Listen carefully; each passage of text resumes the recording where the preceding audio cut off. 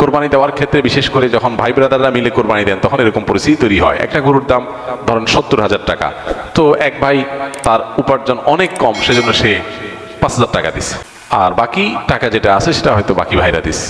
কোরবানি হবে কিনা? উত্তর হলো কারোর কোরবানি হবে না। কোরবানিতে যে কোনো একটা পূর্ণ অংশ নিতে হবে, 7 ভাগের একটা পরিপূর্ণ অংশ, 7 ভাগের 1 ভাগ, 7 ভাগের 2 ভাগ, 3 ভাগ, 4 ভাগ, সর্বনিম্ন 1 ভাগ নিতে হবে। ভগ্নাংশ নেওয়া যাবে না, অর্থাৎ 1 ভাগেরও অর্ধেক নেওয়া যাবে না। 2 ভাগ মিলে 1 ভাগ নিয়েছে হবে না, তখন সেটা গোশত খাওয়া হবে। পশু জবাই হয়ে গেছে সেই পদ্ধতিতে গোশত খাওয়া হবে, কিন্তু কোরবানি হবে না। কোরবানি বিশুদ্ধ হইতে হলে প্রত্যেককে পূর্ণাঙ্গ একটা ভাগ নিতে হবে। হ্যাঁ, এখন এমন হতে পারে যে এক ভাইকে আল্লাহ আর্থিক সচ্ছলতা দিয়েছেন, বাকিদেরকে দেন নাই, তো কি হবে? তখন সচ্ছল যিনি তিনি তার পক্ষ থেকে কোরবানি দিয়ে বাকি সবাইকে সবার পক্ষ থেকে দিবেন, যে ঠিক আছে তোমার পক্ষ থেকে একটা শেয়ার, তুমি টাকা দিলা না, আমি তোমারটা দিয়ে দিলাম, এটা হতে পারে। অথবা আরেকটা হতে পারে যে ঠিক আছে তুমি অল্প টাকা কামাই করছো, মাত্র 5,000 টাকা আছে, তুমি টাকা না দিলে তোমার কাছে ভালো লাগতেছে না, তুমি টাকা দিলে তোমার কাছে খুশি হবে, তো সেক্ষেত্রে 5,000 টাকা তুমি আমাকে দিয়ে দাও, এটা কোরবানির শেয়ার না, আমি কোরবানিতে এটা লাগাবো সেটা ভিন্ন বিষয়, বাট তুমি শেয়ার হিসেবে দিলা না, এটা হতে পারে।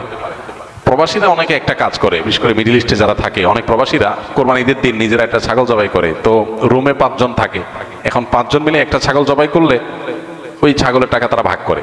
এই যে এক ছাগলে কয়জন শরীক হতে পারবে, কয়জন কোরবানি দিতে পারবে? একজন, ভগ্নাংশ দেওয়া যাবে না। তাহলে একজন কোরবানি দিলে রুমের যে কোনো একজন কোরবানি দিবে, তো বাকি 4 জন তারা কি বসে বসে খাবে?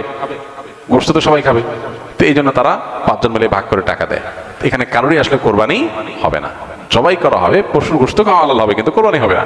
যদি কোরবানি হতে হয় তাহলে এমন করা যেতে পারে, 5 জন মিলে টাকা দিল একজনকে, দিয়ে বললো ভাই আপনি মুরব্বী মানুষ, বড় মানুষ, বা আপনি যে কোনো কারণে আমাদের থেকে ভিন্নতর, তো এই টাকাটা আমরা সবাই তুলে আপনাকে দিলাম, কোরবানিটা আপনার তরফ থেকে আপনি দেন, সবটা একজন হলো, গোশতটা সবাই খাইলো, বা এই বছর আপনার তরফ থেকে হলো, পরের বছর আমরা আবার সবাই টাকা পয়সা দিলাম, ভাই আরেকজন হলো, টাকা আপনাকে দিয়ে দিলাম আপনার তরফ থেকেও, কোরবানিটা একজনের হবে। ঠিক একইভাবে গরুতে ভগ্নাংশ, এটার ভাগ এইভাবে আপনার শরীক হওয়া যাবে না, পূর্ণাঙ্গ একটা অংশের শরীক হতে হবে, তারপরে কোরবানি বিশুদ্ধ হবে। কোরবানির সাথে আকিকা করা যাবে কিনা? কোরবানি করলেন, একই দিনে আকিকা করলেন, জায়েজ আছে, হতে পারে, কিন্তু অবশ্যই আকিকার একটা নির্দিষ্ট সময় আছে, ওই সময় করাটাই উত্তম। ধরেন মানুষের জন্মের কত নম্বর দিনে আকিকা করা সুন্নাত? 7ম দিনে, কোন কোন হাদিসে 14তম বা 21তম দিনে কোথাও আছে। এটা হলো আকিকার একটা সময়, এটা মিস হয়ে গেলে তখন অপশন আছে, পরে করলেও হবে, কিন্তু ইচ্ছাকৃতভাবে এটাকে মিস করে কোরবানির জন্য অপেক্ষা করার তো কোনো যুক্তি নেই। কোরবানির যেরকম একটা সময় আছে, আকিকারও কি আছে? সময় আছে। আপনি বিলম্ব করে ওই পর্যন্ত নিয়ে গেছেন, সেটা তো অবশ্যই একটা ভালো কাজের লঙ্ঘন হলো, অন্তত মুস্তাহাবের খেলাফ তো অবশ্যই হলো, তো এটা অনুত্তম সন্দেহাতীত ভাবে। বাকি একই গরুতে আকিকা এবং কোরবানি দুইটা নিয়ত করলে সেটা হবে কিনা, এটাই না আমাদের মত পার্থক্য আছে। সন্দেহের ঊর্ধ্বে উঠতে চাইলে, ইখতিলাফের ঊর্ধ্বে উঠতে চাইলে অবশ্যই আলাদা আলাদা পশুতে করাটা।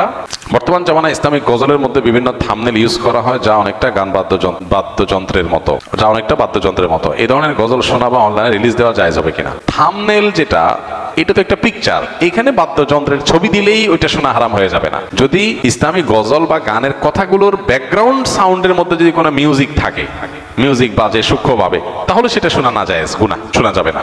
থাম্বনেলের মধ্যে ছবি কি দিছেন না দিছেন, থাম্বনেলে একটা তবলার ছবি দিয়ে দিলেন, কিন্তু ভিতরে প্লে করার পরে ভিডিওটা স্মুথ একদম খালি গলা গাওয়া হয়েছে, সেখানে কোনো মিউজিক্যাল ইনস্ট্রুমেন্ট ব্যবহার করা হয়নি, তো এটা হারাম হবে কেন?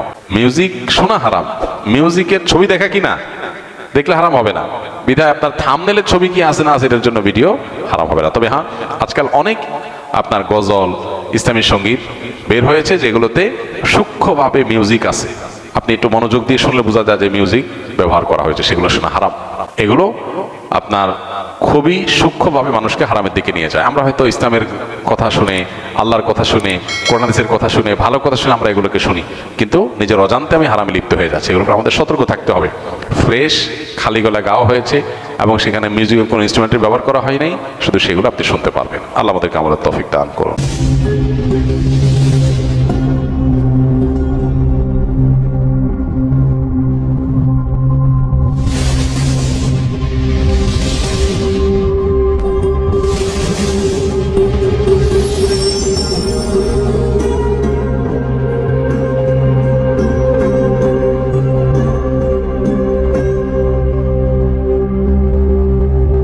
জাযাকুমুল্লাহু খাইর। সুবহানাল্লাহি ওয়া বিহামদিহি, সুবহানাকাল্লাহুম্মা ওয়া বিহামদিক।